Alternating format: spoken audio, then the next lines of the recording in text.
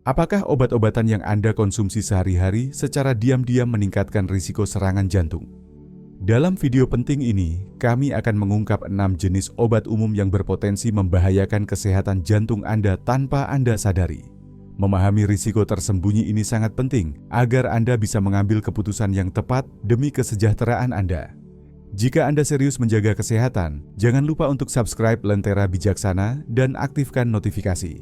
Dengan begitu, Anda akan selalu mendapatkan informasi terbaru dan tips penting untuk menjaga kesehatan jantung Anda tetap prima. Sekarang, mari kita mulai. Nomor 1. Kontrasepsi hormonal. Kontrasepsi hormonal telah memberikan wanita cara efektif untuk merencanakan keluarga dan mengatur reproduksi mereka. Namun, penggunaannya juga terkait dengan risiko kardiovaskular yang perlu dipahami agar dapat membuat keputusan yang tepat.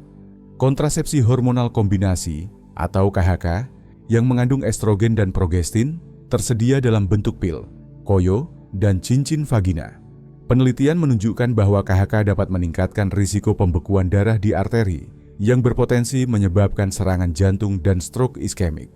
Sebuah studi besar di Denmark yang melibatkan lebih dari 2 juta wanita usia 15 sampai 49 tahun menemukan bahwa pengguna pil kombinasi estrogen progestin memiliki risiko 2 kali lebih tinggi mengalami kejadian tersebut. Secara spesifik, ini berarti tambahan 1 kasus stroke per 4.760 wanita dan 1 serangan jantung per 10.000 wanita per tahun. Risiko ini lebih tinggi pada KHK non-oral, seperti cincin vagina, yang meningkatkan risiko serangan jantung hingga 3,8 kali lipat.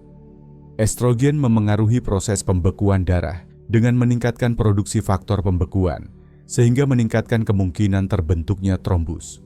Efek ini lebih berisiko pada wanita yang juga merokok, memiliki tekanan darah tinggi, atau kadar kolesterol tinggi.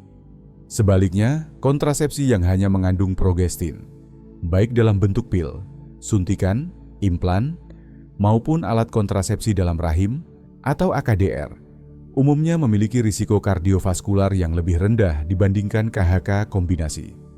Studi Denmark tersebut menunjukkan bahwa metode progestin saja memang sedikit meningkatkan risiko, namun jauh lebih rendah daripada metode yang mengandung estrogen. Terlebih lagi, AKDR hanya progestin tidak menunjukkan peningkatan risiko serangan jantung atau stroke, sehingga menjadi pilihan yang lebih aman bagi wanita yang khawatir tentang komplikasi kardiovaskular. Nomor 2. Obat antiinflamasi non-steroid atau OAINS. Obat antiinflamasi non-steroid atau OAINS banyak digunakan untuk meredakan nyeri, mengurangi peradangan, dan menurunkan demam. Contoh OAINS yang umum dijual bebas adalah ibuprofen dan naproxen. Meskipun efektif, obat ini dikaitkan dengan peningkatan risiko gangguan kardiovaskular seperti serangan jantung dan stroke. OAINS bekerja dengan menghambat enzim siklooksigenase atau COX-1 dan COX-2 yang penting dalam produksi prostaglandin, senyawa yang mengatur peradangan dan fungsi fisiologis lainnya. Penghambatan ini dapat mengganggu keseimbangan antara penyempitan dan pelebaran pembuluh darah serta proses penggumpalan darah, sehingga meningkatkan risiko pembekuan dan kejadian trombotik, terutama pada orang dengan riwayat penyakit jantung.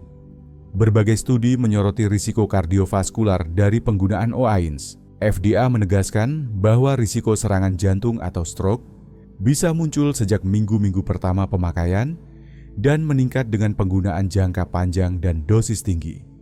Risiko ini berlaku untuk OAINS yang dijual bebas maupun yang diresepkan.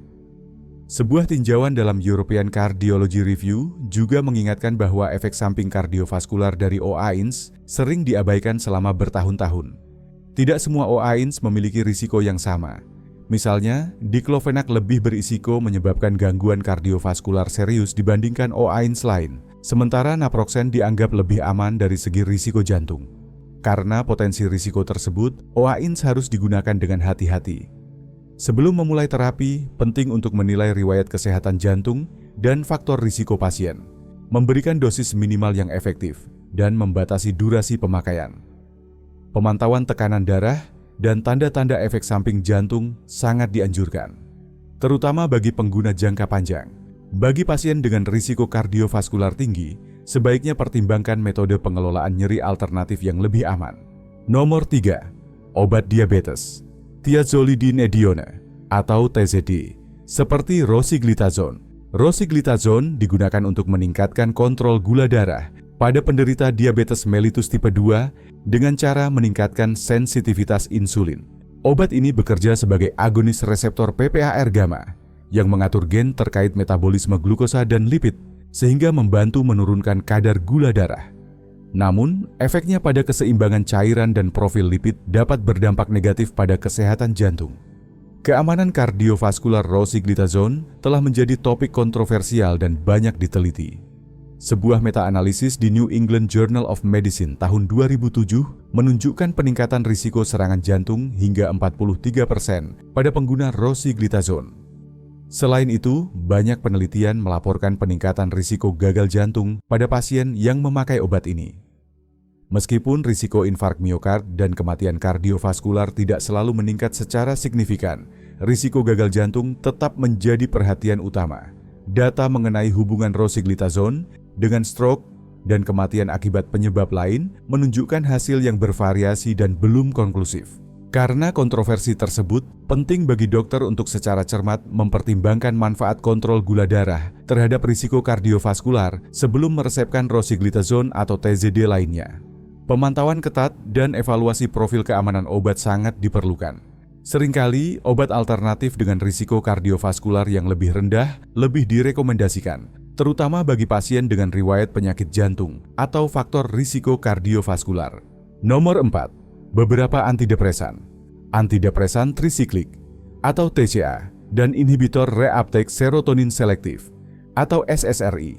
Antidepresan trisiklik atau TCA dan inhibitor reuptake serotonin selektif atau SSRI sering digunakan untuk mengatasi depresi. Meski efektif, kedua jenis obat ini memiliki potensi efek samping kardiovaskular yang perlu diperhatikan saat meresepkan. TCA, seperti amitriptilin dan nortriptilin, bekerja dengan menghambat reuptake neurotransmitter norepinefrin dan serotonin, sehingga memperbaiki suasana hati. Namun, TCA dapat menyebabkan penurunan tekanan darah saat berdiri, hipotensi ortostatik yang meningkatkan risiko pusing dan jatuh, terutama karena efek antagonis pada reseptor alfa adrenergik.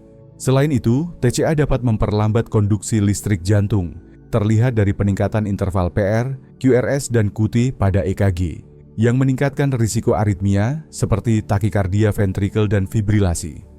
Efek antikolinergik TCA juga sering menyebabkan takikardia yang berisiko pada pasien dengan masalah jantung. Oleh karena itu, penggunaan TCA harus hati-hati, terutama pada pasien dengan penyakit kardiovaskular. SSRI, seperti fluoxetine dan sertralin, bekerja dengan menghambat reuptake serotonin secara selektif dan umumnya memiliki profil kardiovaskular yang lebih aman dibanding TCA. Namun, beberapa SSRI, terutama citalopram dan escitalopram, berpotensi memperpanjang interval QT secara dosis bergantung, meningkatkan risiko aritmia serius seperti torsades de Pointes. Karena itu, FDA membatasi dosis maksimum harian citalopram untuk meminimalkan risiko ini. Efek samping seperti hipotensi ortostatik dan bradikardia juga dapat terjadi, meski biasanya ringan dan memerlukan pemantauan pada pasien dengan riwayat jantung. Secara umum, SSRI lebih disukai daripada TCA untuk pasien depresi yang juga memiliki penyakit jantung karena efek sampingnya yang lebih ringan. Namun, setiap pengobatan harus disesuaikan dengan kondisi individu dan potensi interaksi obat perlu diperhatikan agar keamanan dan efektivitas terapi tetap optimal. Nomor 5. Pseudoephedrine. Pseudoephedrine adalah dekongestan umum yang sering ditemukan dalam obat flu dan alergi bebas, efektif meredakan hidung tersumbat. Namun, obat ini memiliki efek kardiovaskular yang perlu diwaspadai, terutama bagi penderita penyakit jantung. Pseudoephedrine bekerja dengan merangsang reseptor alfa adrenergik, menyebabkan penyempitan pembuluh darah di saluran hidung, sehingga mengurangi pembengkakan dan memudahkan pernapasan. Sayangnya, efek vasokonstriksi ini juga terjadi di seluruh tubuh, yang dapat meningkatkan tekanan darah dan detak jantung. Penelitian menunjukkan bahwa pada pasien dengan hipertensi yang terkontrol, pseudoephedrine dapat menaikkan tekanan darah sistolik secara moderat.